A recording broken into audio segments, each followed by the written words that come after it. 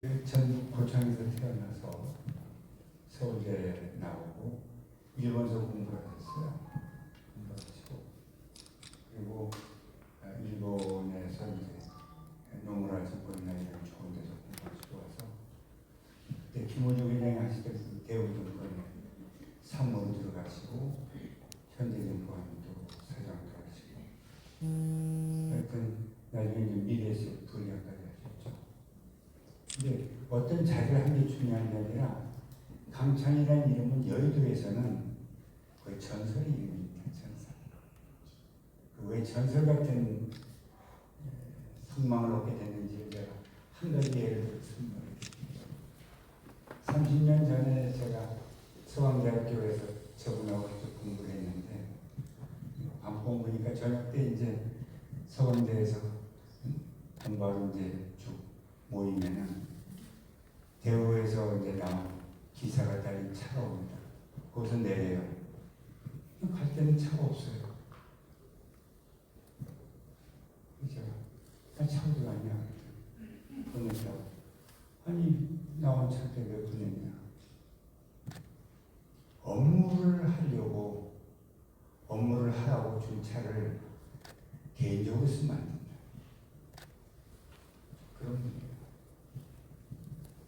그런 사람 힘듭니다. 그래서 정말로 증권가에서는 양심에 그 다음에 아주 똑바로 걸어가는 정도의 경영력을 소문이 없고 또 한 가지 예는 10년 전에 제가 저분 강의를 저희 회사에서 들었는데 그때 저한테 그랬어요.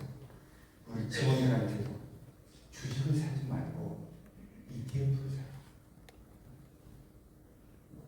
주식 사고 맨날 주식이라고 그러지 말고 그냥 한 달에 얼마씩 ETF를 해라.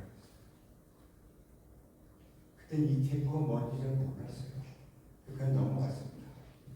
만약에 그때 제가 제 자산을 ETF에 운용을 했으면 지금 이 재산이 뭐 조단이 됐습니다. 그때 이 ETF 시대를 얘기합니다. 지금 전 국민이 주식 열풍에 그 와중에서 오늘 또 많이 내려오고 있지만 우리한테 어떤 식으로 자산을 운용해야 될지 또 노후에는 어떻게 될지에 대해서 여러분들한테 우리한테 아마 많은 가이드를 하시고 우리 강장희 대표님을 모시겠습니다. 여러분 박수 한번 주시죠.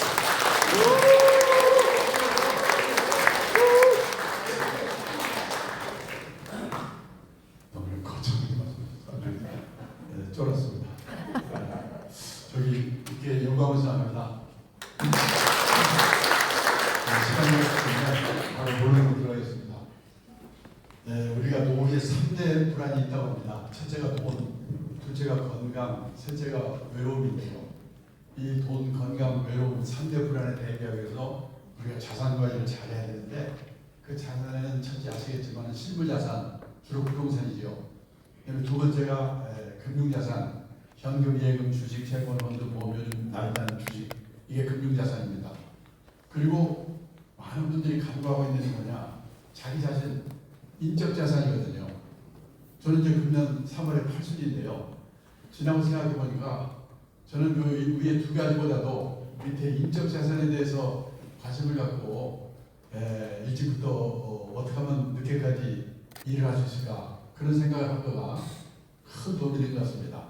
그래서 저는 오늘 그 얘기도 좀 하도록 하겠습니다. 자, 우선요, 오늘 시간이 없으니까 우리나라 요즘 퇴직이 빨라졌습니다. 얼마 전에 자코리아 취업 컨설팅 업체 자코리아가 발표한 자료를 보니까 우리나라 40세 이상 직장인이 체감하는 평균 퇴직 연령이 51.8세라고 합니다. 제가 했던 미래에셋에도 작년 연말에 40대 후반에 병퇴하고 난리였거든요. 반올림에서 52세에 퇴직했다고 가정합니다. 그리고 83세까지만 산다고 가정하자. 왜 83세인가? 지금 우리나라 남녀 합해서 평균 수명이 83.7세입니다. 근데 우리는 평균 수명에서 지금 내 나이 될 만큼 앞으로 더 살겠지 이렇게 계산하시면 안 되죠. 5명 중에 1명이 살아남을 확률, 그 그걸 20% 생존 확률 연령이라고 합니다. 그래서 우리가 노후 설계를 할 때는 20% 생존 확률 연령까지는 산다고 생각하고 노후 준비하는 게 상식입니다. 1980년생, 금년에 만 46세, 이분들의 20% 생존 확률 연령이 남자는 100살, 여자는 102살이래요. 그러니까 일단 여기 계신 분들은 100살까지 산다. 준비를 하셔야 됩니다. 아니면은 가장 많이 돌아가시는 나이, 그걸 최빈 사망 연령이라고 그러죠. 그게 우리나라 92세랍니다. 적어도 92세까지는 산다. 이러고 준비를 해야 된다는 겁니다. 자, 그런데요. 지금 우리나라에 이 재산이 이 인생에서 가장 많을 때가 50대랍니다. 통계청 퇴직 직전이죠. 통계청 자료를 보니까 우리나라 50대 가구의 평균 가구당 총자산이 6억 6천이래요. 빚이 있습니다. 부채 차입금 평균 1억 천 빼면요 5억 5천. 이게 순자산 자기자본입니다. 언제 생각하면 50대 후반에 재산이 5억 5천 있으면 뭐 그럭저럭 먹고 살 수 있는 거 아닌가 이렇게 생각하는데요. 문제는 5억 5천 중에 살고 있는 집값이 4억 6천이에요. 지금요 50대 가구의 순자산의 84%가 부동산입니다. 지금 부동산 난리지 않습니까? 부동산이 나쁘다는 게 아니고 이렇게 몰빵되어 있는 게 문제예요. 이게 지금. 그런데요 남들이 얼마입니까? 그걸 빼면 살고 있는 집이 4억 6천이에요. 그거 빼면요 9천만 원. 이걸로 30년 40년을 어떻게 삽니까? 그러니까 9천만 원 갖고 주식 사서 튀겨볼까 했다 빵으로 만들거나 코인한다고 난리잖아요. 자 그러면요 집을 걸어 살면 될 거 아니냐? 근데 이 집이 이제 인구가 줄고 경제가 어려워지고 그 다음에 뭡니까 노인들만 많고 이웃나라 일본을 보니까 과연 무사할까? 제가 일본에서 근무할 때 알던 친구가 있는데 도쿄 수도권에 살고 있습니다. 28평짜리 아파트에 몇십 년 쭉 살고 있거든요. 그 사람들은 집에다가 또 처벌하지 않거든요. 그 아파트를 1984년도에 우리 돈으로 계산해서 1억 2천만 원 샀대요. 그 쫙 올라가지고 일본 집값이 제일 비싼 데가 어디냐면 1991년 일본의 부동산 버블이 피크일 때입니다. 3억 6천만 원을 올렸어요. 지금 거기 살고 있습니다. 제가 가끔 전화해서 물어봐요. 지금 너희 집 얼마냐? 작년 연말에 물어봤더니 우리 돈으로 하나로 3천만 원, 4천만 원에 팔지 마시래요. 팔아봤자 1년 생활비 안 되는데. 근데요, 선진국 사람들은 재산은 없더라도 최소 생활비 정도는 연금을 받아 생활하거든요. 우리는 그럴 수 있는 분이 학교 선생님, 공무원, 군인 출신하고 일부 준비한 사람밖에 없거든요. 보통 사람 있는 게 국민연금 하나 정도인데 저도 놀랐는데 우리나라 65세 이상 고령자 중에서 국민연금 받는 나이가 65세죠. 65세가 돼가지고 국민연금 몇십만 원 더 받는 사람이 70%. 문제는 월 수익 60만 원 미만이 65%. 지금 우리나라 국민연금 평균 수령액이 60만 원이에요. 그리고 100만 원에서 3만 원 사람은 16%밖에 안 돼요. 그 60만 원 가지고 어떻게 생활합니까? 그러면 퇴직연금 있고 개인연금이 될 거 아니야? 퇴직연금을 적립된 금액을 가입자 수로 나눠봤더니 1인당 평균 5,800만 원. 그리고 개인연금 가입자도 많지 않지만 계좌 수로 나눠봤더니 2억 3천만 원. 두 개 합치면 8천만 원 좀 넘어요. 그리고 연금으로 받아봤자 한 달에 10만 원 좀 넘을까요? 한꺼번에 받으면 2, 3년 지나면 다 없어져요. 없어요. 남는 게 뭐냐? 달랑치밭이에요. 근데요, 아까도 말했지만 그 집이 내 노후에 도움이 될까? 80년대까지만 해도 흥청흥청하던 신도시인데요. 저녁에 가보면 불안불안 아파트가 많아요. 피해서 일본의 빈집이 2018년에 849만 채라고 하더라고요. 재작년에 900만 채가 됐대요. 10년 후가 되면 일본 집 3채 중에 한 채가 빈집이 될 거예요. 우리나라 빈집 없는 줄 아십니까? 작년에 조선일보에 한 면, 전면으로 빈집 특집이 발표됐어요. 보니까는 2023년 현재 우리나라 빈집이 153만 채래요. 이 미분양 아파트가 포함돼서 시골에 농가주택 되어 있는 거? 아닙니다. 대도시 한복판에도 빈집이 생겨요. 도청이 있던 자리가 도청이 딴 데로 옮겨버리면 빈집이 생깁니다. 요즘 지방도시도 가보면 외곽에 신도시가 생겨요. 인구가 주는데. 뭐 구도심에 있던 젊은 애들이 글로 이사가고 구도심에는 노인들만 남아있다가 돌아가시면 비는 거예요. 그래서 우리나라도 지금 빈집이 153만 채가 돼 있어요. 도움이 안 돼요. 근데 신문에 텔레비에서는 노후가 편안하면 10억 있어야 되느냐 7억 있어야 되느냐. 저는 신문기자 만날 때마다 제발 좀 그런 거 좀 쓰지 마라. 우리나라 대부분이 그렇게 안 되는데 그런 기사를 보면 도움이 됩니까? 복통 터지고 초조하죠. 부동산 기획사이 책방에 가보면 재테크 광풍입니다. 2배를 투기는 법, 3배를 투기는 법. 책 한 권 읽고 2배를 투기 수 있으면 그 인생이 얼마나 간단했습니까? 그런 방법 없죠.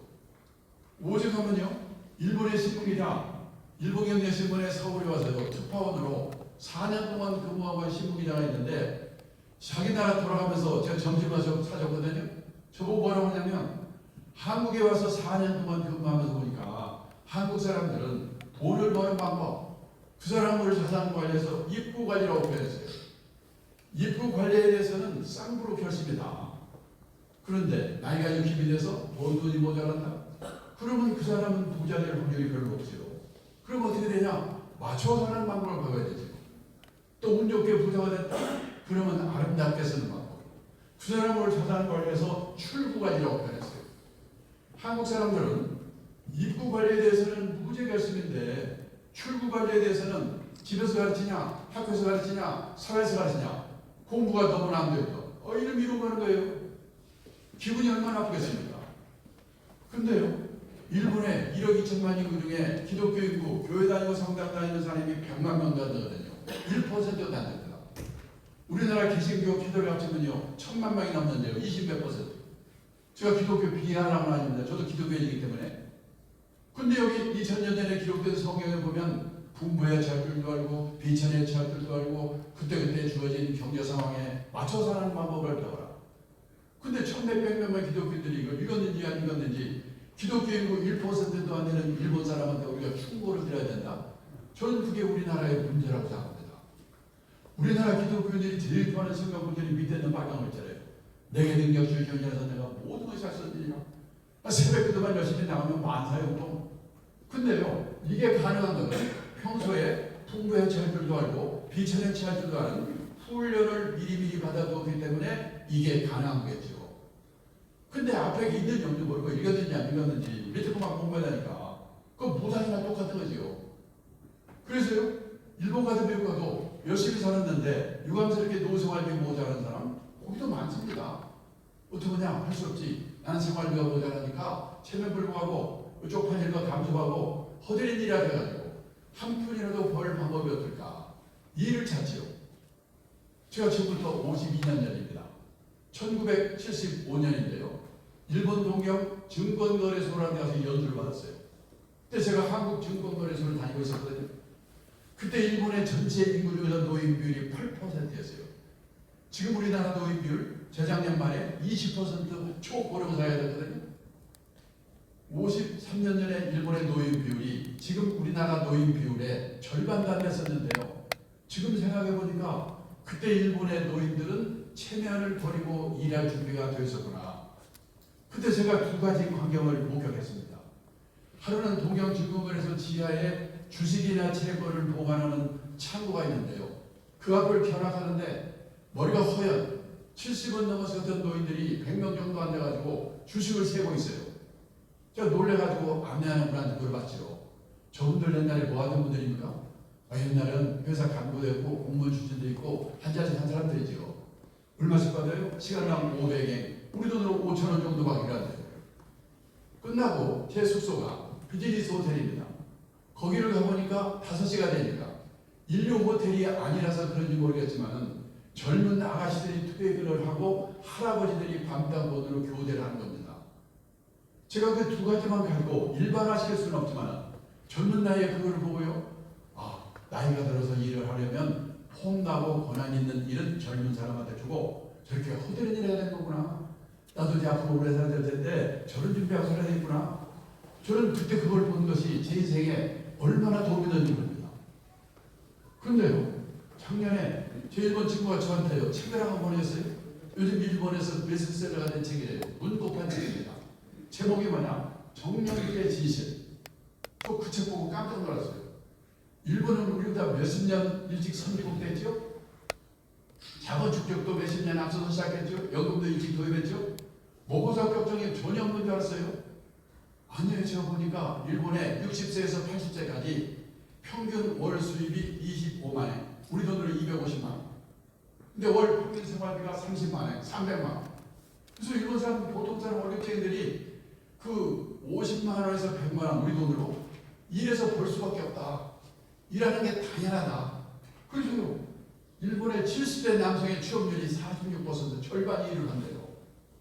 뭔 일 하냐? 폼나는 일 하는 사람도 있겠지요. 근데 대부분 일본 아파트 관리, 일본에서도요, 아파트 관리인이가 하려고 경쟁률이 50대예요, 50대. 가사 대행 서비스, 가사 도움입니다. 제 친구는 사장인데 그 딸이 대학 나오는데요, 40대 후반인데 애 둘을 키우느라고 회사를 퇴직했어요. 애만 키우는 게 아니라 틈틈이 시간을 내가지고 강사 자격을 받는 전문학교를 다녔대요. 대학 나온 애가 강사 자격을 따로 받는 거예요. 근데 지금 일본에는 방문 개호라 해가지고, 개호는 우리말로 말하면 간병, 돌봄 이런 뜻이거든요. 경제력 있는 노인들이 혼자 아니면 둘이 사는 집에 가가지고 그러는 일의 수요가 폭발적으로 들고 있어요. 그거에서 돈 벌고 있어요. 사장 딸이고 대학 나왔는데. 중요한 거는 이런 일을 하면서도 쪽팔리 하지 않고, 이런 일 하는 사람을 우습게 보지 않고, 그 다음에 노력해요. 지금요, 우리는 고령사회 그러지만 아직도 그 베이비붐 세대가 75세 이후 후기 노령기에 들어가지 않아서 실감이 안 나요. 일본은 지금 베이비붐 세대가 다 후기 노령기에 들어갔거든요. 난리 나요. 돌봐줄 시설이 없어요. 그러면 돌봐줄 사람이 없어요. 우리는 간병인의 지금 40% 50%가 중국도 도와주고 있거든요. 그 사람들 먹고 살만하고 애도 안 낳고 안 오면요, 우리나라도 난리 날 거예요. 지금 일본은 필리핀 사람들 데리고 오는데 말이 안 통하잖아요. 그래서 지금 일본이 사회 문제가 되는 게 뭐냐? 개호 난민, 개호 대란, 간병 난민, 간병 대란. 그래서 일본의 요양원에 가보면 앞에 딱 붙어 있어요. 60대, 70대, 심지어 80대까지 건강한 시니어를 환영합니다. 와서 일하세요. 그게 노노케예요. 지금 그런 세상으로 우리도 가고 있어요. 근데 그동안에 우리나라는 일도 없지만은 하고 싶어도 체면 남해는 되게 어려웠거든요. 그런데 요 몇 년 전부터 우리나라도요 무섭게 바뀌고 있어요. 제가 얼마 전에 택시를 타고 가는데 기사분이 60여 넘은인데요, 외국 회사에 서울 사장을 했대요. 사장할 때는 기사 딸린 고급 승용차에 보이는 사모님서를 덮고 폼 잡고 다녔어요. 이분이 대단한 게 사장을 되자마자 목표를 세웠는데, 나는 3년 이내에 개인 택시 받을 자격을 갖자. 그러려면 영업용 택시를 3년 무사고 운전해야 돼요. 근데 그분이 1년 8개월 들어갔더라고요. 제 직장의 후배 한 분은 여자분인데 70이 넘었거든요. 요즘에 가족이 아프면 요양보호사 자격을 따서 간병하면 돈을 받잖아요. 자기 어머니를 돌봤대요. 돌아가셨답니다. 누가 오더니 너 자격증이 뭐 성실하니까 다른 걸 좀 도와달라. 90 넘은 할머니를 도와주고 있는데 마음이 맞아서 그런지 모르지만은 너무나 보람있고 돈도 받고 좋다고요. 옛날 직장 동료 후배들에게 일일이 전화해가지고 빨리 간병사 자격을 따라고 권유해보세요. 돌고 돌아 제 길까지 들어왔으니까. 그런 사람이 들고 있어요. 제가 다니는 교회에 96세 된 노인이 계십니다. 이분은 6.25 때 참전한 분이에요. 대학 교수 한 분이에요. 물리 건강해요. 근데 그런 분이 되게 부부 중에 한 분이 아플 가능성이 크거든요. 사모님이 그 수면장애 와가지고 수면 들고 주무시다가 넘어져서 허리를 다쳤어요. 그래가지고 이 96세 노인네가 부축해서 화장실 가야 되고, 음식을 쓰레기 버리러 가야 되고, 시장도 보고, 그리고 어느 날 저한테 하소연을 하는 겁니다. 일요일날 교회 나와서 위로를 받고 싶은데 상대해주는 사람이 없어요. 외로워요. 저 그때부터 그분 제가 한 시간씩 커피 사드리고 중공부 총 맞은 얘기 들어주는 게 제 일이에요. 지금. 근데 오늘 그분이 뭐라고 하냐면, 자기 집에 나라에서 보내주는지 간병이 오는데 남자인데 65세인데 재벌 그룹에서 부장한 분이래요. 그래서 병원 동행하고 이분 가끔 뭐 돌봐주고 하루 3시간씩 한 달에 75만 원 받는데, 아유, 그런 나라 60이 넘어서 먹고 살 걱정을 하게 됐다. 유감스럽게 우리나라는 그런 분이 20-30%밖에 안 되는 것 같아요. 그러면 그분들은 퇴직도 했고 먹고 살 걱정도 없으니까 그냥 놀고 먹으면 되는가? 아닙니다. 특히 도시에 사는 사람일수록 퇴직하고 소일거리 없어서 미쳐요. 요즘은 서울시내 1류 호텔에 헬스클럽 한번 가보면은 왕년에 장관, 차관, 사장했던 사람 다 모여있어요. 거기서 오전 시간 되고 오히려 커피숍. 얼마 전에 전부 보관했던 제 친구가 있는데 저녁 오다 뭐라고 하냐면 자기는 아침에 잠에서 깨면 침대에서 내려오기 전에 오늘은 뭐 할까? 그 생각도 했고 그때 내려온대요. 하루 이틀도 아니고 30년, 40년 그래 살아보세요. 환장합니다. 그래서 한민국에서는 퇴직하고 먹고 살 걱정 있는 사람 뭐 하는가? 취미활동 절반, 봉사활동 절반이면서 약간의 용돈벌이 하는 일, 이런 일들을 하고 있다는 거예요. 그 대표적인 게 여기 있는 NPO 활동이에요. 이 공부할 필요가 있어요. 민간 비영리적인. 우리 NGO, 시민단체 많죠? 그건 비정부 기구의 뜻입니다. NGO도 넓은 의미의 NPO에 포함이 돼요. 미국 가면요, 130만 개 정도의 NPO가 있대요. 그런데 가서 뭔가 노인을 돌보는 일, 애들 교육시키는 일, 지역사회 개발 이런 일이에요. 현역시 같으면 100을 받았을 텐데 한 30 내지 40 정도만 받아요. 먹고 살 것도 없는 사람들입니다. 그러면 60 내지 70은 사회공헌활동, 요즘 유행하는 재능 기부지요. 그리고 30 내지 40은 용돈벌이, 아주 꼭지라도 재미가 없으니까. 그래서 미국에서는 NPO에서 일하는 사람도 다 취업인구에 포함을 시킨대요. 몇 년 전 통계를 보니까 미국 전체 취업인구의 10% 정도가 이 NPO에서 일하는 사람들이에요. 지금 이웃나라 일본도 옛날에 고베에서 큰 지진이 났잖아요.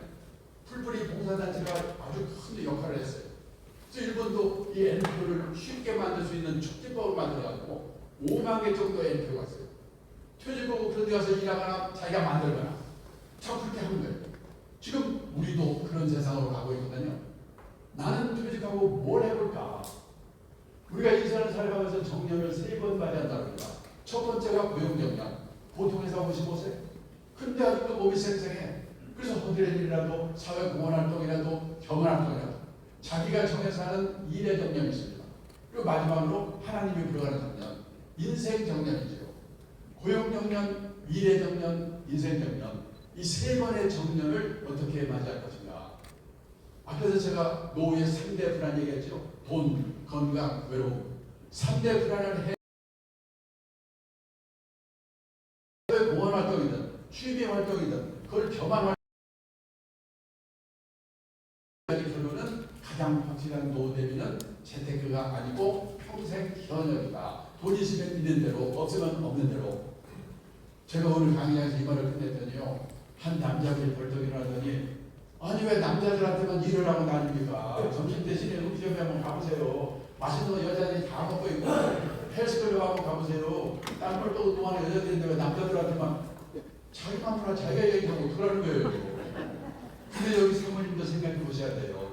긴 후반 인생이 부부가 화목하기 위해서는 남편분이 돈이 되든 안 되든 소일거리를 갖도록 도와줘야 되거든요. 아까 외국사 사장했다는 그분이 마지막에 서글픈 얘기를 하더라고요.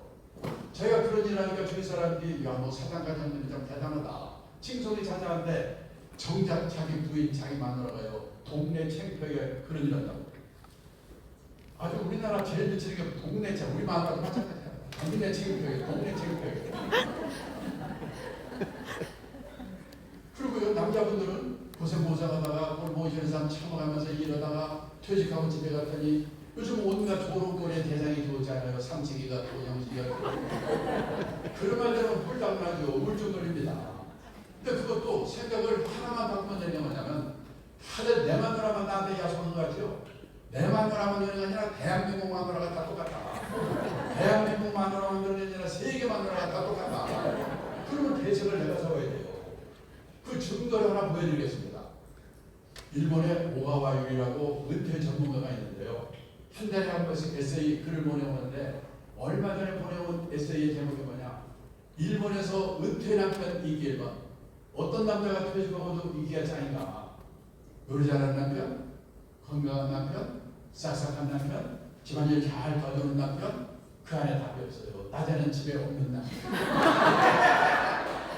지금 우리나라는 약과예요.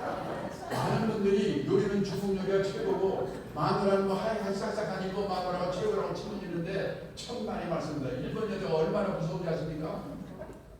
일본에요 가정주부들이 전업주부들이 남편이 퇴직하고 집에 있으니까 남편 재택 스트레스 증후군이라는 게 있어요. 증세가 뭐냐 우울증, 고혈압, 천식, 고황장애, 암공부증, 심장고장, 피체님이고 주관수로 쫙쫙 하시는 말입니다. 우리나라는 여기까지 안 갔잖아요. 그럼 왜 우리나라와 일본의 부인들은 남편이 퇴직하고 집에 있으면 이렇게 스트레스 받냐? 우리나라와 일본은요 남편이 효령으로 있는 동안은 남편의 세계와 아내 세계가 분단된 세계 살고 있는 거예요. 따로따로 30년 40년 놀다가 만나니까 헷갈리는 거예요. 미국은 커플 문화, 젊을 때부터 커플 음식이거든요. 이 출장 가자도 같이 가든지 허락받든지 저녁에 술 먹고 어떻게 되면 이혼이고. 근데 우리는 따로따로 다 만나니까 헷갈리는 거죠. 그런데 일본에요 전업주부들 있잖아요. 전업주부인데도 40대 후반이 되면 애들 지금 대부분 손에서 떼거든요. 거의 대부분의 가정주부들이 뭔가 아르바이트를 해요. 슈퍼에서 간단한 물건 정리라도 남편은 남편대로 뭔가 자기 일을 하는 거예요. 그러니까 낮 시간 동안은 이 자기만의 시간을 서로 배척하기 때문에 갈등이 해소가 되는 거예요. 우리 지금 똑같은 거예요. 그 우리가 노후에 퇴직 후에 파산하는 빈곤에 빠지는 리스크가 5가지가 있습니다. 첫째, 준비 없이 은퇴 창업했다가 밀려서 창업했다가 실패한 리스크. 몇 년 전에요? 우리나라가 전체 취업자의 자영업의 비율이 25%를 제가 알고 있었거든요. 엊그저께 봤더니 20% 줄었어요. 선진국의 평균이 10%래요. 10% 될 때까지는 자영업이 딱 바쁠 거예요. 그 준비 없이 그거 했다가 보통 2, 3년 만에 50%가 폐업하거든요. 폐업 비용들을. 그 파산하는 거예요. 그 다음에요. 금융사기, 득을 들어갑니다. 이걸 조심해야 돼요. 얼마 전에 제 손자가 저보고 뭐라고 하냐면 할아버지가 유튜브에서 3천만 원 가지고 한 달에 1억 만들어준다고 지금 AI로 사기치고 있어. 제가 서울시 경찰청 사이버 수단에 신고했거든요. 뭐라고 하는지 아세요? 지금 현행범도 못 잡아요. 그래서 뭐 하나 딱 잘못 누르면 걸리는 거예요.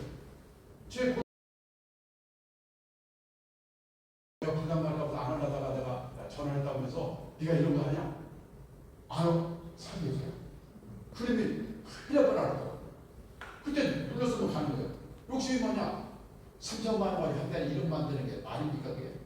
근데 다 그게 너무 많은 거예요. 금융사기. 그 다음에 중대인명으로 돈 퍼붓는 거 고생하지 않아요?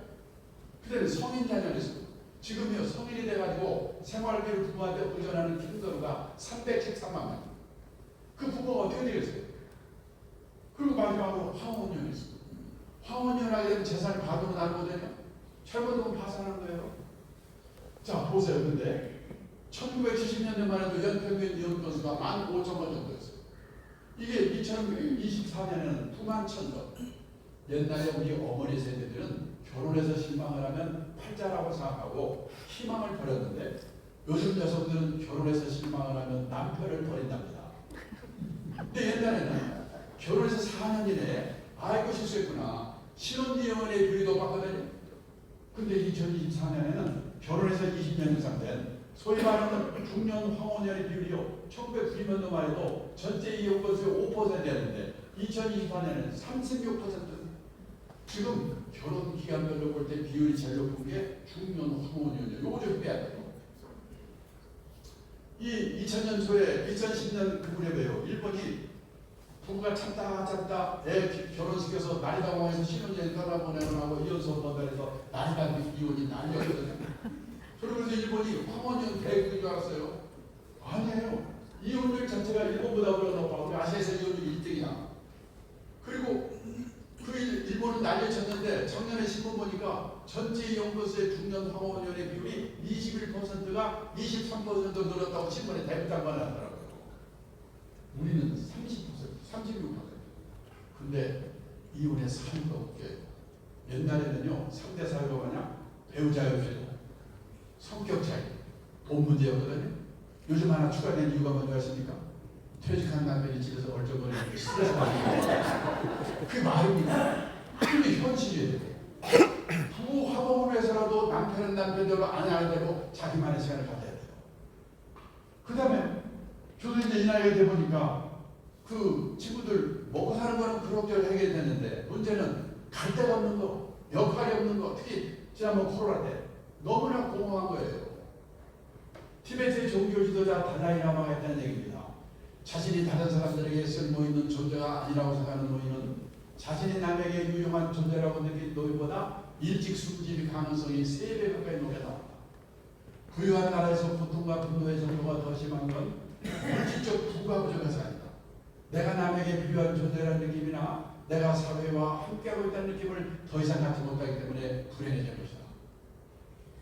그 은행의 행정가지한 성도가 퇴직하더니요, 자기는 퇴직하고 나니까 쓸모없는 인간이 누가 서글프대요. 근데 쓸모있는 인간을 누가 만들어주는 게 아니거든. 지가 만들어야지. 근데 왕년에 높은 자리에 있던 사람, 왕년에 끝발이 있던 자리를 주기 안 돼. 조심하셔야 돼요. 여기도 그런 분 계시는데 얼마 전에 공무원연금공단에서 퇴직하신 공무원분들 대상으로 퇴직 수비를 공모했는데 우연히 제가 심사위원을 하게 됐어요. 깜짝 놀랐어요. 저는 공무원들은 60까지 보장되지, 연금도 300만 원 다 나온다지 아무것도 없는 줄 알았거든요. 아니에요. 제가 읽은 수기에 90% 정도가 105분의 수기 읽었는데 90% 정도가 나오보니까 절벽이 돼요. 제일 미치는 게 뭐냐? 갈 데가 없는 거예요. 한 분만 소개하면 통계적 공무원에서 지방산업 소장까지 했어요. 고급 공무원이에요. 이분은 퇴직했지? 연금도 있지? 신나게 놀자. 3개월 놀았더니 미치겠더래요. 아침에 일어나면 마누라 눈치가 보였는데 저는 인간은 오늘 또 안 나가나? 놀래가지고 동네 도서관 갔더니요, 신분 한 장 보려고 쟁탈 내려버리는 거예요. 아이고 꿀것이 주직해야지. 그 차 사고 와서 여기에 돌렸는데 준비가 돼가지고 면접 보러 오라는 데 없어요. 너는 한 군데서 면접 보러 오라고 해서 왔더래요. 놀래서 봤더니 요즘 많이 생기고 있어요. 주간 노인 보호센터.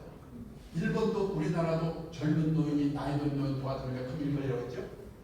이분이 면접에 붙어가지고 하루에 5시간에서 6시간 일하는데 아침에 자동차로 센터를 모셔다가 5시간 6시간 일하는데 돌봐주고 놀아주고 자기도 두고 노래도 부르고 이분이 싹싹한가 봐요. 또 시골에 노모가 혼자 계신데 혼자 계신 노모로 생각해서 내 이분 나한테 잘 해야지. 아, 이 괜찮아요. 근데 요즘 주간 노인 보호센터가 여기 생기면서요, 노인들이 삐치면 딴 데로 가버린대요. 돈이 안 되잖아요. 근데 그 센터는 그분 때문에 딴 데서 온대요. 유명사가 됐어요. 그래서 한 달에 월급 얼마 받냐? 월급을 70만 원 받고 집에서 내는 건강보험료 30만 원을 회사가 내는데요. 100만 원 벌어다 주고 집에 없으니까 그 수기에 마지막에 뭐라고 써있냐? 그렇게 무섭던 마누라가 천사로 바뀌었다. 남자들은 갈 때가 있어요. 갈 때. 자, 그런데요, 그 일이라는 게 지금 뭐 청년 책임 넘기는데 무슨 일이 있단 말이야. 그래서 뭡니까? 그 직업이 사라지는 시대거든요. 옥스퍼드 대학 마틴 스크라인에서 고용의 미래라는 보고서를 발표했는데 2033년이 되면 현재 직업의 47%가 사라진대요. 무슨 일 한단 말이냐? 그래서 퇴직하는 사람들의 일이라고 하는 것은 젊은 사람들이 할 수 없는 일이거나 할 수 있다고 하더라도 하려고 하기에 대한 일을 할 수밖에 없다. 가능하면 일찍 생각해서 내가 하고 있는 일을 연관시켜서 뭔가 새로운 일을 찾아가는 게 가장 좋아요. 근데 그 준비를 못했다면 그냥 허드렛 일을 한다. 일본에서 아파트 관리 경쟁률이 50개라고 했잖아요. 똑같아요. 네.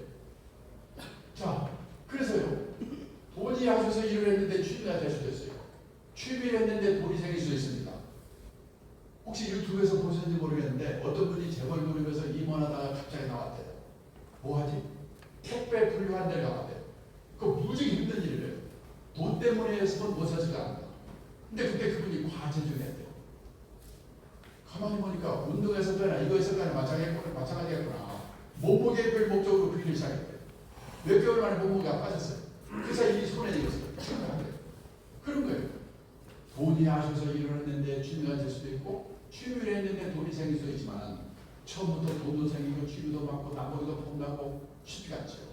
그래서 학교 다닐 때는 선생님 말씀 잘 들어야 되고 회사 다닐 때는 회사의 방침을 잘 따라야 되는데 후반 인생은 남의 눈을 의식하고 또 남의 눈 얘기입니다. 내가 가고자 하는 방향이 옳은 방향이라는 소식이 필요하다. 그래서 후반 인생은 자기 만족을 추구하는 시기다. 그런 마음가짐으로 뭔가 소일거를 하는 게 중요하다는 겁니다. 그 다음에요, 애들 문제. 애들을 위해서도, 나 자신을 위해서도 자녀를 위해서도 관리를 잘해야 돼요. 우리가 과소비 그러는데 중남미, 이태리 이런 나라 그렇게 하면요, 우리나라처럼 근검 절약하는 나라도 없어요.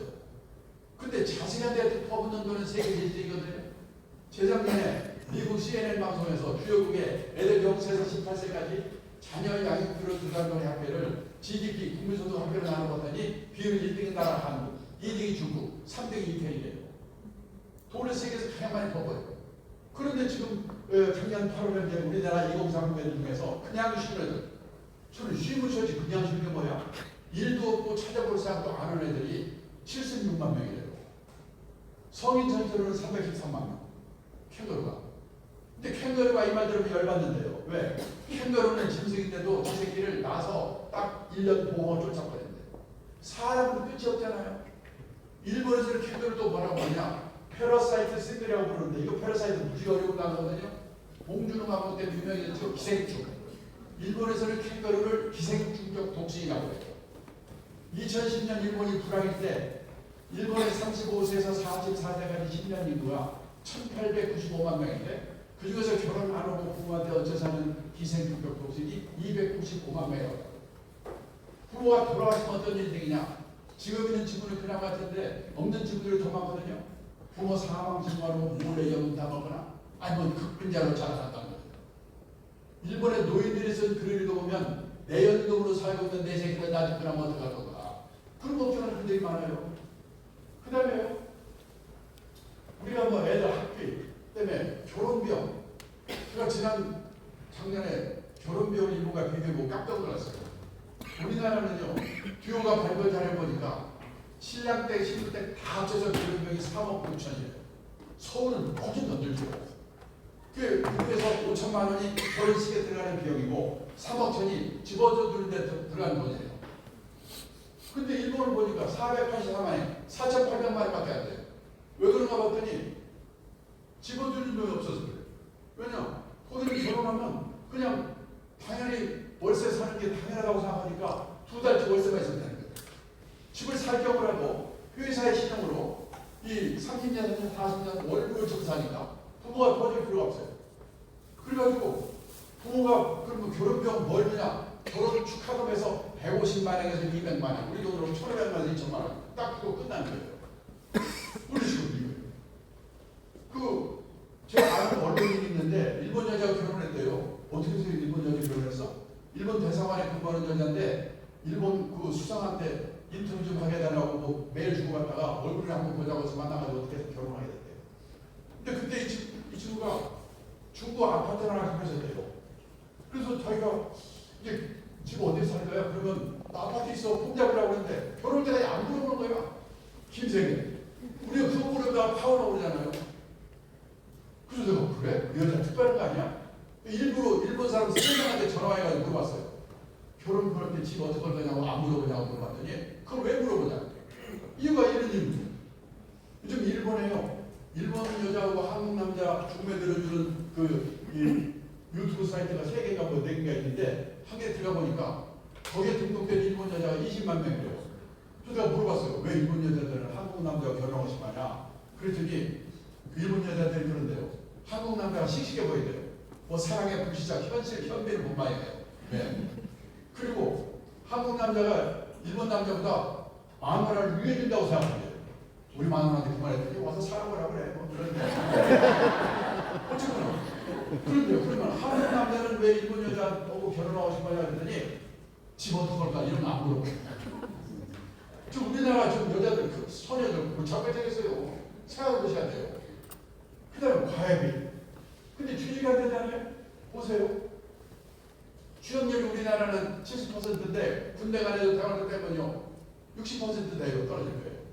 일본은 지방대 다 포함해서 98%. 이유가 뭐냐? 일본은 지금 젊은 사람이 모자라요. 우리도 10년쯤 나면 그렇게 될 거야 아마. 그리고 지방에서 졸업하면 다 지방에 취직하는 거예요.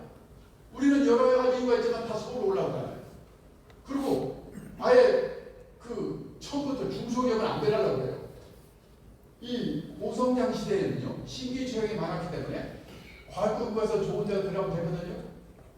사법대학 시대에는 신기초형이 없어요. 보세요. 저도 놀랐는데 벌써 2019년에 전체 채용 호수 중에 이 정기 신규 공채 비율이 벌써 50%. 안 뽑잖아요 지금. 이럴 때는 어떻게 되냐? 중성 옮겨갈 때 벌써 날 뭘로 뽑는다? 학벌, 스펙 아니에요. 이 친구가 우리가 시키려고 하는 일을 잘하려고 보는가? 전문성을 보는 거예요. 왜 평판, 한마디로 인간성이 됐느냐? 거기서 걸리면 끝이에요. 요즘 대기업 인사 담당자들이 자기들끼리 모여서 그런데 속지 말자 학벌, 다시 보자 스펙. 얼마나 속았으면 모르겠어요. 저도 가끔 누가 저한테 주식 부탁해요. 제 나이에 기업에 아는 사람이 있어야지 어떻게 해주죠. 그래서 내가 예를 들면서 중소기업 들어가가지고 옮겨서 좋은 회사로 옮겨가야 된다. 그러면요, 그 다음부터 연락 안 가요. 안 들어가면 안 들어가. 저렇게 안 하겠다. 제 일단 모시고 있던 사장님이 스카이대학 나오고 아주 훌륭한 분이었거든요. 그 아들이 노란머리 물들이고 고등학교에 속을 덜 생겼어요.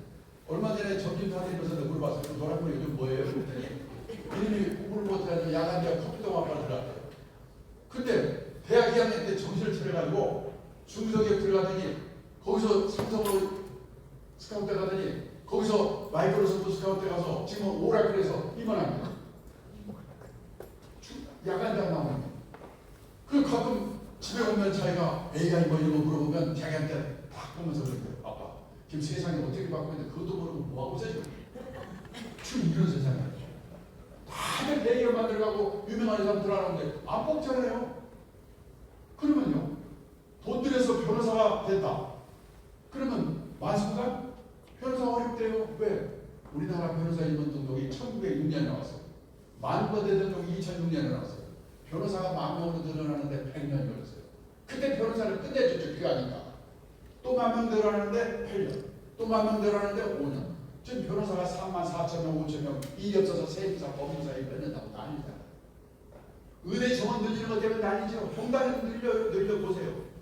근데 초등학교 의대가 있었거든요. 걔네들이 의사 됐을 때 안전한 직업이다. 이제 우리 자녀들 안전한 직업은 없다고 생각하고 대책을 세워야 돼요.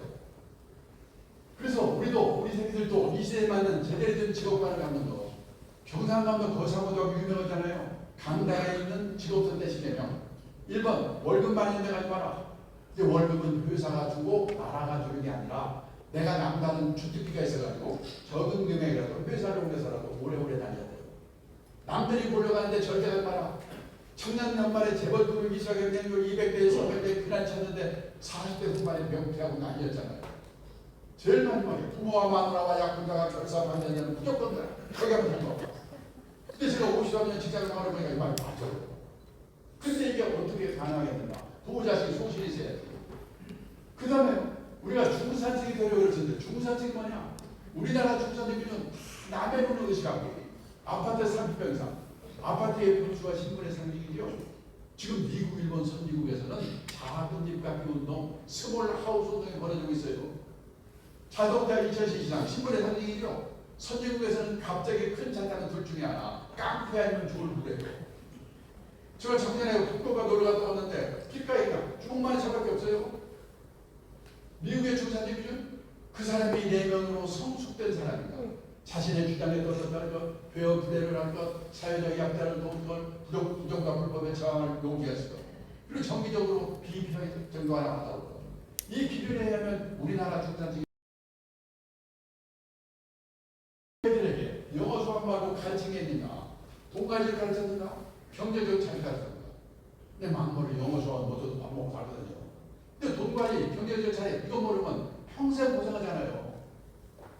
얼마 전에 제가 책을 쓰면서 조사해봤는데 미국의 고등학교 교과서에는 이 돈 관리 경제적 자립 이 내용이 40몇 페이지 나오더라고요. 우리는 몇 페이지 되지도 않는데 선택을 하네. 수능에서 경제 선택하고 2.5% 배우질 않으니까 대학을 졸업해도 저축이라는 말하고 투자라는 말이 어떻게 다른지 이것도 몰라요. 미국에서는 중학교만 제대로 나오면 한다는데 학교에서 가르쳐야 하면 부모라도 가르쳐야 돼요. 그래서 애도 망쳐먹지 않고 아낀 돈으로 자기 노후 대비해야 되는데 우리도 자립에는 3가지가 있죠. 첫째, 행위의 자립. 내가 법문을 버렸던 자리 쓰레기 그거 와서 치우면 안 되잖아요. 지금도 공중목욕탕에 가보면 바닥에 수건이 널브러져 있어요. 어떤 사람이 제가 치울 걸 안 쳐서 오는 거거든요. 회사에서도 누가 뭔지 하면 못 믿어. 어떤 사람이 가서 하나 봐야 돼. 그런 사람이 있어요. 걔의 도움은, 걔 부모의 도움은 행위의 자리. 그 다음에 의식의 자리. 우리나라처럼 남의 돈 때문에 미치는 나라가 없잖아요. 저는 미국에서 살아보지 못했는데 미국 온 사람이 그러더라고요. 거기는 학교로 졸업해도 는 누가 어디서 뭐 하는지도 모른대요. 관심도 없고. 근데 우리는 동창회, 향후에 동네 모임, 개 모임, 뭐라 걔는 공부도 못하는 게 얼굴 이뻐서 시집을 잘 갔는지 뭐 사고 나는 정신에 있거든. 우리나라처럼 남의 눈 때문에 미치는 나라가 없잖아요. 사르트르가 그랬답니다. 인간은 타인의 눈길에서 지옥을 경험한다. 우리한테 한 얘기가 돼요. 남의 눈에서 벗어나야 앞에 일이 가능한데. 그 다음에 경제적 자리. 경제적으로 자립해야 부모한테 남한테 빼앗기죠. 근데 다들 경제적 자리만 뭐냐? 재테크, 돈 버는 능력. 이것만 생각하거든요. 그게 아니라는 건 아니고. 주어진 경제적 상황에 자기 자신을 맞춰놓는 능력을 기르는 거다. 절약이지요. 그리고요, 우리가 선진국 하면 부자 나라, 돈 많은 나라 이런 거 생각하는데 아니에요. 선진국이라고 하는 것은 세상을 떠날 때까지 최소생활 할 정도를 연금을 받을 수 있도록 되어 있는 나라가 선진국이에요.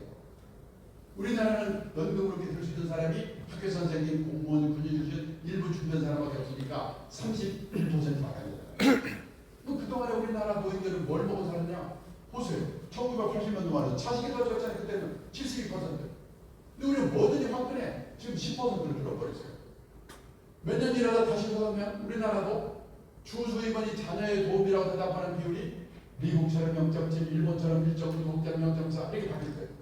선진국 어느 나라도 자식이 부모의 주생활비를 도와주는 나라가 없어요. 그래서 부부가 국민연금도 주셔야 돼요. 가정주부는 의무는 없지만 10년 이상만 한 달에 9만 원씩만 한다면요. 30세부터 60세까지 가면 58만 3천 원씩 받아요. 물가 오르면 늘어나요. 남편과 절대 근무량이 없어요. 그리고 직장인은 퇴직금. 요즘은 1인 영업, 1인 기업, 자영업 하는데도 세대 혜택 받으면서 될 수 있거든요. 그리고 그걸로 모자라니까 한 달에 10만 원, 20만 원도 개인연금. 이 100세 시대는 국민연금 1층, 퇴직연금 2층, 개인연금 3층. 그래서 3층 연금 많이 듣죠. 3층 연금으로 최소생활을 확보하는 게 가장 중요해요. 그 자식이 어떻게 되더라도 이게 있으니까 이건 안 뺏기거든요. 연금은. 예. 그 못한 채로 나 이미 퇴직했는데 이제 와서 어떻게 해? 그러면 살고 있는 집, 고향의 땅, 과감하게 은행에 맡겨놓고 생활비 받아 쓰다가 갈 때 정산하는 겁니다. 부동산 연금이에요. 주택연금 동시에. 어떤 분은 그러죠. 그래도 갈 때 자식한테 집안일 주고 가야지. 그 생각해 보세요. 100살에 가면서 자식한테 집 줘봐야 그 자식 70살이거든요. 자, 그리고요. 이제 부동산 얘기 조금만 하고 그러겠습니다. 저도 놀랐는데요. 한국은행에서 재작년에 구매력 평가, 물가를 감안한 환율로 평가한 가구당 순자산을 계산해서 발표했는데 우리나라는 62만 달러, 8억이 넘어요. 근데 일본이 50만 달러. 우리가 일본보다 적자예요. 그냥 환율로 계산해도 일본이 44만 달러, 우리가 40만 달러. 혹시 일본은 가족수가 많아서 그런가? 1인당으로 해봐도 우리가 26만, 일본이 20만. 뭘로 계산해도요, 우리나라가 일본보다 가구당 순자산이 많아요. 근데 왜 우리는 이렇게 어려울까요, 살기가? 이유가 뭐냐? 우리나라는 76%. 젊은 사람이 포함해서 76%가 부동산이거든요. 퇴직한 사람, 노인들은 8, 90%가 부동산이에요. 그밖에 없어요. 그러니까 문제예요. 미국은 32%, 일본은 32%가 부동산이에요. 그러니까 우리와 미국, 일본은 자산 구조가 딱 반대예요. 그러니까 우리나라 한마디로 말하면 재산이 거의 부동산인데 부동산 가격이 비싸니까 부자처럼 보이는 거예요. 계속 부동산이 오르면 상관없겠죠. 나라는 미쳐버리겠지만. 근데 혹시라도 인구가 줄고 이웃나라 일본처럼 경제가 어려워지고 노인만 남고 그러면서 일본과 같은 장기 집값 하락 현상이 우리한테 나타나면 나 어떻게 되지? 걱정이 돼요. 지금요, 우리나라의 이 부동산이 일본에 비교해서 얼마나 비싼지를 제가 한번 말씀드려보겠습니다. 우리 남한 땅 넓이가요 10만 평방킬로미터예요. 일본 땅 넓이는 38만 평방킬로미터입니다. 남한 땅 넓이는 일본 땅 넓이의 약 4분의 1이에요. 그런데요, 2024년 가격으로 우리 뭡니까? 남한 땅을 다 팔아도 가져가면 그걸 뭐라고 하냐면 주식 시가총액처럼 토지 시가총액이라고. 얼마냐? 1경 2,400불이죠. 근데 그때 일본이 엔화가 약세가 돼가지고 엔화로 계산, 그 원으로 계산해 보니까 1경 1,500 우리가 많아요. 그리고 작년 연말 환율이 약이 조금 올랐거든요. 그랬더니 그때는 1경 2,900 이면 일본이 많아요. 환율에 따라서 우리가 많았다 일본이 많았다 똑같다고 보는데, 근데 땅 넓이는 4분의 1인데 땅값은 4분 이상 똑같다. 그 말은 우리나라 평균 땅값이 일본 땅값에 4배 비싸다는 얘기. 그런데요, 제가 1980년대 후반에 일본이 부동산 보고 난리 났을 때인가? 그때 일본에서 근무하고 있었는데 들은 얘기. 그때 일본에 땅을 다 팔면 우리 남한 땅 다 판돈에 15배라고 했어요. 그러니까 1980년대 후반 이때는 우리 남한 땅의 땅값이 일본 땅값의 15분의 1이었는데 지금은 똑같아졌으니까 15분의 15가 됐다. 그 말은 지난 30년 동안 일본 집값 땅값은 왕창 떨어지고 우리나라 집값 땅값은 왕창 올랐다는 얘기예요. 이게 한번 생각해보세요. 그럼 일본 땅값이 얼마나 떨어졌냐? 보세요. 일본 3대 도시 도쿄, 오사카, 나고야의 택지 82년을 배워볼 때 9년 만에 3배 올랐다가 20년 만에 3분열 떨어져 옆으로 기다가 요즘 그냥 약간 오는데 이렇게 장애하라고 하니까 일본 사람들이 집에 대한 생각이 바뀌었어요. 우리처럼 집에 한이 맺혀 있잖아요. 일본의 보통 사람이 내가 집이 없어. 근데 금융자산이 몇 억 있어. 그러면 은행에서 돈을 빌려가지고 집을 살까? 집을 빌려 살고 딴 데 주자. 냉정하게 생각해보거든요. 근데 우리 어떻습니까? 내 돈이 하나도 없더라. 은행에서 빌려준다. 아버지가 빌려준다. 영끌, 눈 감고 집 사잖아요. 지금 집 사는 돈을 빌려주는 거가 엄청난 특혜가 돼가지고 그것 때문에 지금 난리잖아요. 나라가. 일본은 마음대로 빌려가세요. 빌려가지고 사세요. 안 사. 왜 그럴까?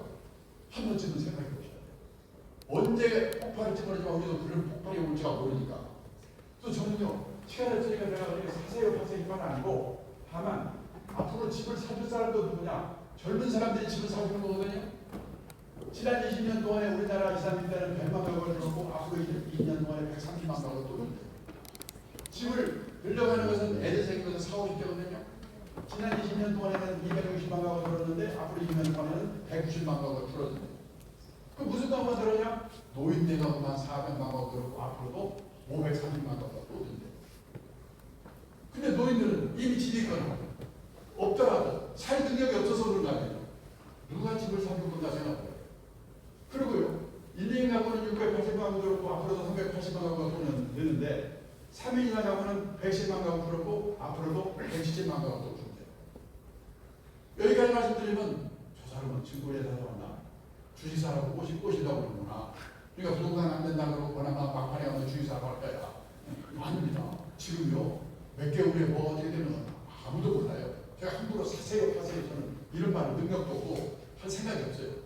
다만 사고팔고는 알아서 하시더라도 원칙만은 지키셔야 됩니다. 원칙이 뭔데?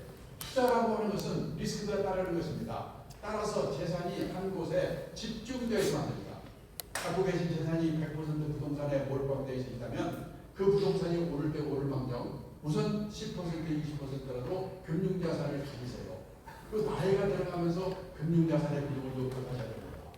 그래서 환갑 나이 좀 되면 선유구 수준까지는 못 가더라도 부동산과 금융자산 비중이 반반 정도는 돼야 된다. 그래야 오르든 떨어지든 주택비건 하우스폰은 안 된다. 그리고 옛날처럼 과도하게 돈을 빌려가지고 집 사는 거는 조심해야 된다. 언제 폭발할지 모르니까. 그리고 어떤 분이 그래요? 나는 5억짜리 아파트 한 채가 되었는데 뭐 5대5로 구조조정하라고? 그 반쪽일 수도 없고 어떡하란 말이야? 그런 분은요, 그거 갖다 맡기고 주택경을 가지고 돼요. 그럼 65세부터 한 달에 120만 원씩 죽을 때까지 받아요. 떠날 때는요, 나오면 자기한테 주고 모자라면 끝. 그리고 뭐 구조조정하는 필요가 없어요. 그렇게라도 하셔야 돼요. 그래, 금융자산들이란 말이지. 뭘로? 현금, 예금, 주식, 채권, 펀드, 보험, 뭘로 늘려?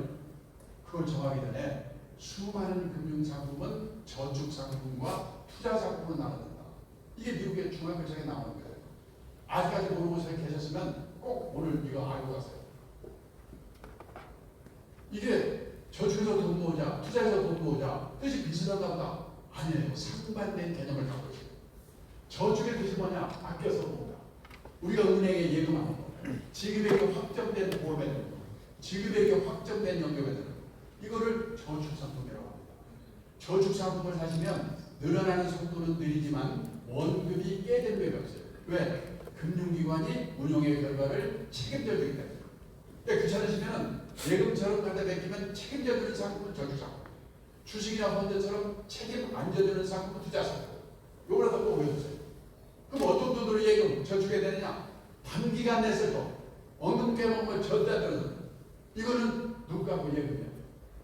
특히 요즘 같은 데 조심해야 돼. 누가 와가지고 6개월에 딸 시집보내라고 혼수장을 5천만 원 마련했는데 누가 오더니 지금 종합주가에서 6개월 넘어가지고 저렇게 오는 거 있는데 뭐 하세요?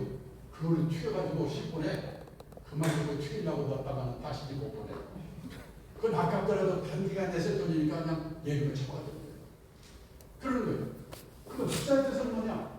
가능성을 믿고 자금을 투하. 주식, 채권, 선물, 옵션, 펀드, 보험 중에서도 변액보험, 연금 중에서도 변액. 잘하면 돈을 벌어. 잘못 원금도 깨먹어. 리스크가 따르는 사람. 여기 계신 분 중에 한두 분 변액보험, 변액연 든 분이 계십니다. 더 문제는요, 자기가 들었는지 안 들었는지 모르는 사람이 더 많아요. 이게 문제예요. 왜 제가 이걸 알았냐면은 몇 년 전에 집에 가니까 제 아내가요 보험을 좋은 거 들었다고 그래요. 제가 고치 물어봤더니 변액보험을 들었어요. 좀 많이 들었거든요. 변액보험, 변액연금은 연금보험인데 앞에 변액이 붙어 있으면요 들어가면 펀드에 들었다. 그래서 변액보험, 변액연금을 가입할 때는 꼭 확인할 사항이 있어요. 그 연금자산, 보험자산을 운용하는 회사거든요. 보험회사가 직접 하는가? 아니면 운용사에 뺏겨서 하는가? 과거 운용 성적이 좋았는가? 실력 있는 회사가 운영하는가? 확인하고 사야 돼요. 근데 그 확인해서 그랬더니 뭔 말인지를 몰라. 그러면 당신한테 판 보험사 직원한테 물어보라고 그랬어요. 그 사람도 모르는데 본사에 뭐로 살려도 그게 지금 우리나라의 문제예요. 그냥 투자 공부를 하면 주가의 집, 부동산의 집, 온갖 유튜브에서 오릅니까 떨어집니까 뭐 사야 됩니까? 그것만 듣고 있는 거예요. 그런 상품에 대해서 제대로 모르고. 그럼 어떤 돈으로 해야 되느냐? 지금 저한테 꼭 와서 이 불장에 지금이라도 주식을 사야 됩니까? 물어보는 사람이 있어요. 그러니까 이걸 지금 생각해서 해도 돼요. 보세요. 단기간 내에 써야 될 돈은 따로 말해야 돼요. 빈대산이 말하는 거거든요. 근데 지금 31조가 지금 빈대산이 떠고 있어요. 시장에 장기간이 묻어두는 가보다 있고, 묻어두래요. 묻어둔다고요? 여기 여러분의 자제분 중에 그런 분 없는가 자보세요. 우리나라 20대 남성 주식 투자자가 평균 주식 보유 기간이 5.9일이에요. 1년에 61번 사탁한다. 선진국의 보수적인 자산운용사가 2년이나 3년에 한 번씩 사탁한다거든요. 우리는 5.9일 만에 성공하거든요. 1년에 60번 이상을 성공하려면요. 꿈에도 나타나요. 이러다가도 그 생각해야 돼요. 회사 잘려요. 직장인은 회사에서 하는 일이 얼마나 엄청난 금융자산인가를 알아야 됩니다. 회사에서 일은요, 월급 나오죠, 보너스 나오죠, 퇴직금 나오죠. 직장인은 일에서 성공해야 돼요. 가장 큰 투자 엔진은 자신의 직업이다. 우리 생일처럼 그렇게 빈번에 사탁받았다면 일은 언제 하고 도태되고요. 또 어쩌다 한 번은 마실 수 있을지 모르지만은 1년에 61번을 계속 마실 수 있으니까 하나님도 못 맞춰요. 또 그 일을 중국들이 하고 있는 거죠. 이게 문제죠.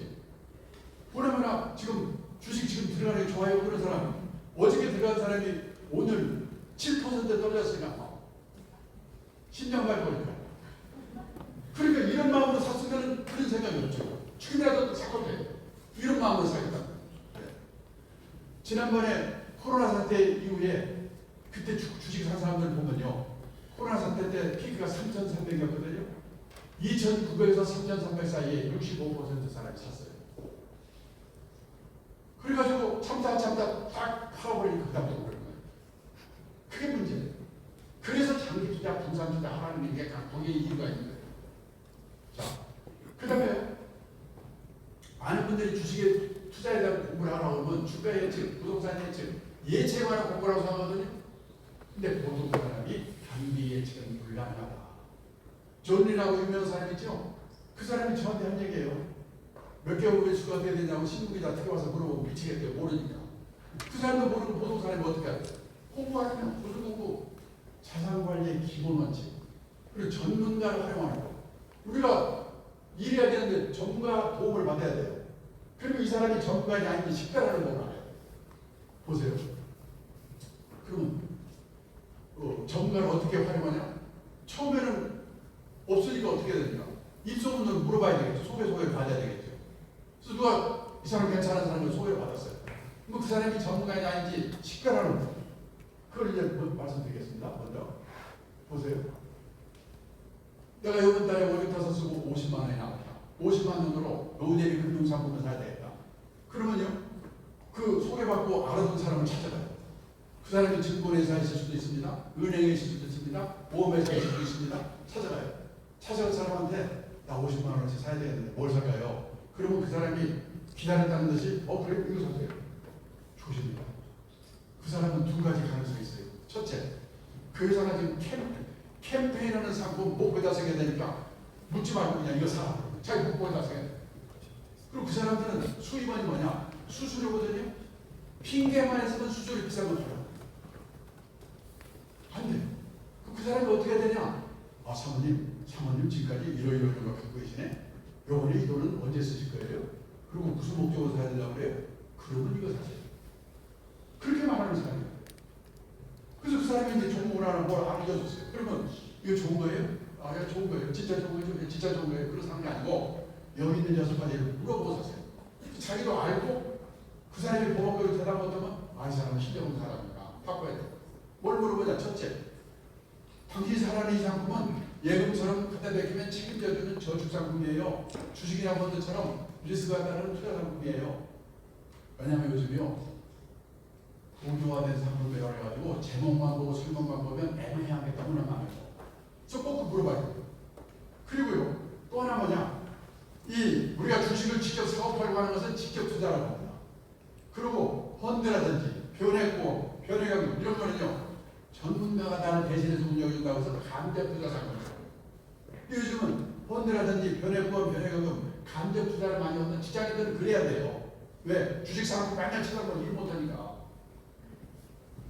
그런데 상품 산 사람들은 어디 가서 사느냐? 사는 데도 중요한 건 더 중요한 게 그 간접 투자 상품, 펀드, 변액보험, 변액금을 운영하는 회사가 어디가? 거기서 돈 벌게 하다고 말을 못해 가니까 그걸 알고 사야 돼요. 실력 있는 회사. 지금 운영회사가 300몇 개가 있는데요. 실력 있는 회사는 몇 개 안 돼요. 근데 그거를 물어보고 사는 사람이 100명에 한 명도 없어요. 내가 그걸 어떻게 확인합니까? 아까 사진 그 전문가를 찾아가는 거예요. 그 사람한테 물어보는 그 사람 보고 이 회사가 과거 성적이 좋은지 그거 성적도 보여주고 실력 있는 회사인지 좀 보여주세요. 근데 그것도 모르고 파는 놈들 있어요. 그런 놈들은 상대가 안 돼요. 그 다음에 단서조항. 금융상품에는 단서조항이 있는 상품이 많아요. 단서조항이 나쁜 게 아니고 알고 하셔야 돼요. 특히 보험상품에 보면은 몇 년 이상 장기로 가입하면 원금이 보장되고 좋은 얘기를 해요. 근데 몇 년 이상 가입해야 된다는 그거를 말 안 해주거나 모르고 샀다가 도중에 하면서 막 싸우고 난리잖아요. 직장인이 컴퓨터 앞에 앉아가지고 선물 옵션 사다 팔았다, 주식 사다 팔았다 빨리 말해야 돼요. 그 사람은 회사 잘리려고 착각한 사람이에요. 제가 옛날에 사장을 할 때 사무실을 가끔 봅니다. 그럼 제가 지나가는 그 순간에 PC, 컴퓨터를 팍 끌어내리세요. 또 왜 껐을까요? 둘 중에 하나. 야한 사진 보고 있었거나 아니면 주식하는 친구. 근데 그런 친구 중에 지금 빨리 낸 친구 못 봤어요. 주식은 해야 됩니다. 하는 게 좋아요. 근데 하더라도 일주일에 한 번이나 보고 느긋하게 해야 돼요. 왜? 직장인은 직업에서 성공해야 되니까. 그 다음에 5번째, 세금. 옛날에는 세금은요 부자들만 생각하면 되거든요. 근데 앞으로는 서민들도 절세 상품을 잘 활용해야 돼요. 정부가 국민들 노후를 책임질 수 없으니까 노후 준비하시라고 절상 많이 내고 있거든요. 지금 1년 만기 정기예금 금리가 뭐 2.5% 이러기 때문에 이런 때는요 세금 깎아주는 것만큼 수입 내기가 무지 어려워요. 예. 그리고 예를 들어서 절세 받을 생각으로 샀는데 도중에 해약하면요 혜택 받은 거 다 토해야 돼요. 그래서 세금에 대해서 좀 알고 있어요. IRP, 개인형 퇴직연금, ISA, 종합자산관리계좌, 개인연금 이런 것들 관리 잘해야 돼요. 그리고 마지막으로 수수료. 펀드 사시면서 보험 가입하시면서 수수료가 얼마나 되는가 이거 물어보고 사는 사람 100명에 한 명도 없어요. 근데 선진국에 투자가들은 펀드 살 때, 보험 가입할 때 제일 먼저 물어보는 게 수수료예요. 왜? 0.5% 차이만 나도 5년, 10년 가면 큰 차이를 내거든요. 요거를 꼭 확인하고 알고 사고 대답부터 버벅거리면 그 사람은 조심해야 돼요. 그 다음에요. 가끔 이제 특히 오늘 같은 날 누가 와서 물어보는 거예요. 나 이번에 퇴직하는데 퇴직금 2억 받는데 그 돈으로 주식사도 튀겨가지고 노후자금 마련해서 어떡해요? 그 튀기다가 날리면 노후가 되겠습니까? 제가 뭐라고 대답하냐? 인생 단계별로 자산관리 전략이 3단계로 나눠집니다. 나는 어느 단계에 있는가? 그 단계에 맞는 전략을 취하셔야 됩니다. 1단계가 언제냐? 현역이에요. 이때는 현역이기 때문에 월급 받아 쓰고 남은 돈을 모아가면서 적립하면서 운용하는 단계예요. 그리고 일하면서 운용하는 단계예요. 이때는 젊고 현역이고 월급도 있으니까 공격적으로 해도 돼요. 이 주식도 하고 주식원도 하고 근데 아까 말한 장기 투자 분산 비용은 저를 잘 지켜야 돼요. 그러고요. 중요한 건 뭐냐? 2단계부터요. 여기 계신 분은 2단계에 이미 들어선 분들이 많은 것 같아요. 퇴직하고 나면 월급이 없거든요. 그런 분들은 뭐냐? 모아놓은 노후자금을 꺼내 쓰면서 인출해 쓰면서 운용하는 단계가 되거든요. 제가 세계 평균을 조사해 봤더니 모아놓은 노후자금에 연 4% 이내에서 꺼내서 돼요. 그러더라고요. 그러니까 1억을 모았으면 2년에 400만 원 이내에서 꺼내서라는 거예요. 그래야지 30년, 40년 꺼냈으니까. 그 남은 돈은 1억에서 400만 원 쓰고 9,600만 원 남았다. 이 돈은 운용을 해야 되거든요. 목표 수익률을 얼마나 하냐? 목표 수익률을 정기예금 금리 플러스 알파. 정기예금 금리가 지금 2.5%거든요. 그러니까 3%나 4%나 5% 정도의 목표라는 거예요. 근데 그 말하면 다 웃어요. 그거만 벌라고 투자해? 튀겨야 돼. 근데 그리고 2단계에서 더 중요한 건 뭐냐면 2단계에서는 가능하면 모아놓은 노후자금을 안 꺼내서는 노력, 덜 꺼내서는 노력을 해야 돼요. 우리가 아셔야 될 게 뭐냐? 노후에 들어가는 돈이요 스마일형으로 늘어나요. 처음에 젊을 때 현역세를 돈 많이 쓰다가 퇴직하면 확 줄어들어요. 그래서 어느 정도 돼서 한 70대 후반쯤 들어가면 다시 또 올라가요. 왜? 간병비, 그 다음에 병원비, 의료비가 들기 때문에. 예. 그때를 대비해서 가능하면 2단계에서 퇴직 직후에는 안 꺼내서는 노력, 덜 꺼내서는 노력해야 돼요. 3단계로 많이 옮겨놔야 됩니다. 안 꺼내서라면, 덜 꺼내서라면 중요한 게 연금 수입이 중요합니다. 저는 국민연금을 150만 원 받거든요. 그만큼 안 꺼냈어요. 그 다음에 두 번째는 뭐냐? 퇴직하면 생활비를 줄여야죠.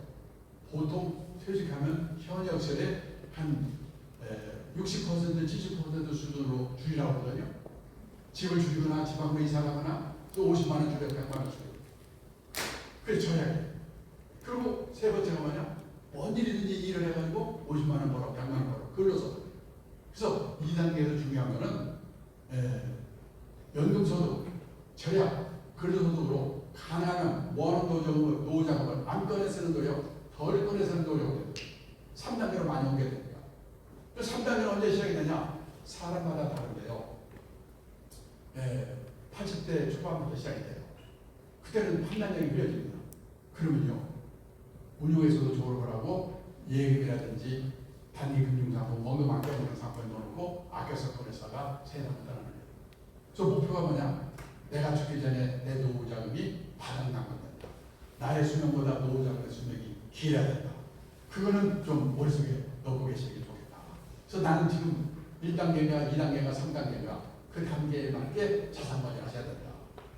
훨씬 먹은 노인분이 예를 들어서 여기서 예외. 예를 들어서 우리가 빠지고 하는 것 정수처럼 약간의 돈을 띄어가지고요 오락용으로 하는 건 좋아요. 한 돈 1,000만 원, 2,000만 원이라든지 하는 거. 저희 집도 마찬가지입니다.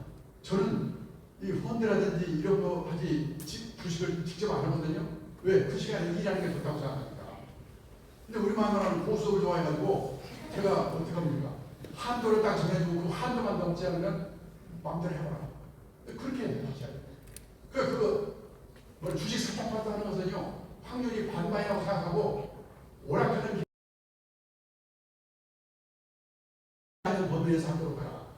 퇴직하는 게 젊은 때는 물론 다르지만 그렇게 했으면 좋겠다는 거고요. 우리가 리스크라고 하는 말에 대한 이해를 좀 제대로 하셔야 돼요. 많은 분들이요 리스크를 위험이라고 번역하거든요. 언론에서도 그거 잘못된 거예요. 이 위험의 정확한 영어는 뭐냐면 데인저예요. 중학교 때 배웠죠. 홍수 나서 죽으려, 폭탄 맞아 죽으려. 이게 위험이에요. 그러면 리스크의 정확한 번역은 뭐냐? 불확실성. 잘 될 수도 있고 잘못될 수 있는 거. 이게 리스크예요. 그러니까 그걸 위험이라고 번역하면 절반만 번역하면 돼요.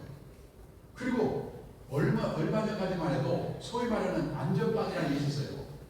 은행에다 예금만 해도 책임져 주면서 금리를 10% 넘게 준 그런 시절이 있었죠. 몇 가지 직업만 선택하면 평생 보장이 됐죠. 근데 앞으로는요, 결혼을 하는데도, 직업을 선택하는데도, 자산을 운용하는데도 이 불확실성, 리스크를 테이킹, 앉지 않고는 풍요로운 인생을 살 수 없는 세상이었죠.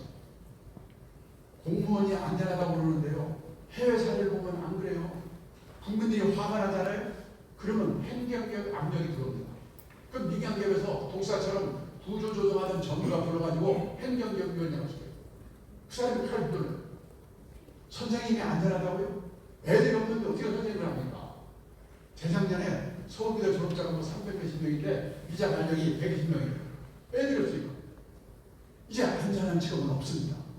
그런 제가 놀란 게 뭐냐? 리스크의 가치를 어디서 나왔냐? 용기를 갖고 도전하다. 용기를 갖고 도전하다는 데서 리스크가 나왔다는 거예요.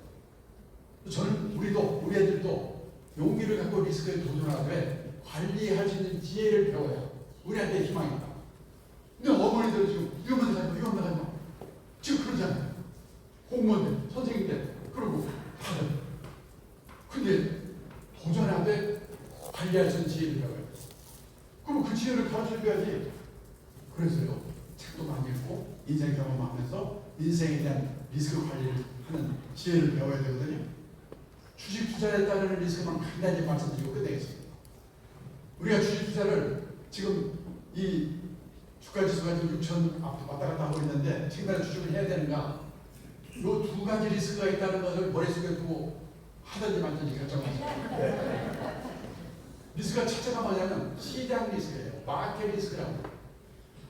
아무리 내가 삼성전자 좋은 주식을 갖고 있다고 하더라도 9.12 테러, 그 다음에 코로나 사태, 무슨 북핵 사태, 박살날 때는요. 오늘 7% 포인트 떨어졌어요. 이럴 때는요. 방법이 없어. 다 같이 떨어지는 거예요. 그게 마켓 리스크예요. 그런데 내가 갖고 있는 주식이 우량 주식이라는 확신만 있다면 6개월 후가 될지 1년 후가 될지 2년 후가 될지는 모르지만 그 상황이 지나가면 다시 오를 수 있다. 그때까지 기다려야 된다. 그래서 장기 투자하는 거거든요. 근데 제가 여기서 장기 투자 얘기만 하면 다 표정이 나타나요. 짜증스러워요. 바빠 죽겠는데 몰라요. 떨어져요. 그 얘기만 하세요. 그건 모른다니까. 그게 시장이었어요. 그 다음에요.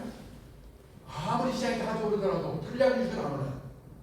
그래서 좋은 종목 고르는 노력을 해요. 전문가 도움 받고 나도 좀 분석도 해보고. 근데 아무리 노력을 해도 시향 이상 100% 우량 종목은 나는 모양이었거든요.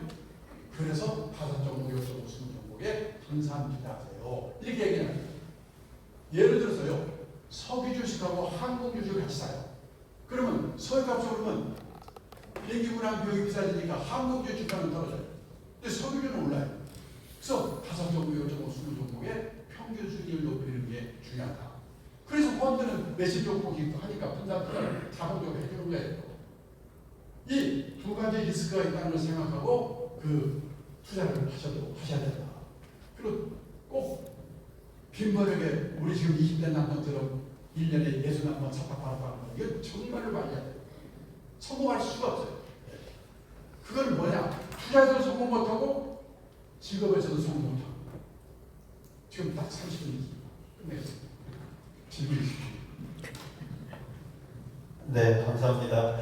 우리 인생의 선배로서 또 우리 전문분들에게 또 영감을 주셨고 또 저 같은 이제 노후를 준비하는 사람들에게도 많은 교훈이 됐습니다. 혹시 질문 사항이 있으면은 한 5분 정도 질문 받겠습니다. 혹시 질문 있으실까요? 원칙으로 지금 얘기만 하는 것 같아요. 진짜. 네. 아무래도 질문하십시오. 네, 특별히 뭐 강의를 워낙 잘 하셔서 그런지 질문이 없는데요. 서울대학교 경제학과를 나오셨는데 저는 서울대학교 암기학과가 있는 줄 알았어요.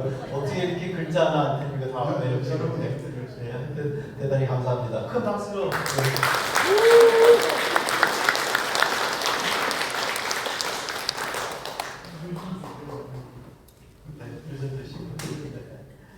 그 강창희 선생님은 또 저희 재단의 이사님을 맡고 계신데 오늘 여기에도 우리 오늘 이사회가 있었습니다. 재단. 그래서 2026년도에 우리 재단이 앞으로 나갈 방향에 대해서 상의도 하고 그랬는데 이 저기에 그 우리 저쪽 후원자 명단이 있는데 제리에 있으신 이광원 회장님, 김상진 사장님 1억대 이상 이렇게 기부하신 분들이 계셔가지고 더 감사합니다. 예, 제가 몇 가지 안내 말씀드리면서 마무리하도록 하겠습니다. 저는 사실은 3월달에 부터 얘기를 말씀드리면 3월 후반기에 저희들이 여기 이제 작년에도 3개월 동안 재산미술 소장품 전시회를 했는데 올해도 마찬가지로 3월부터 약 6개월간 국내 명화를 여기 1층과 5층에서 동시에 개관하려고 합니다. 많은 관람을 바라고요. 또 4월 7일 날은 이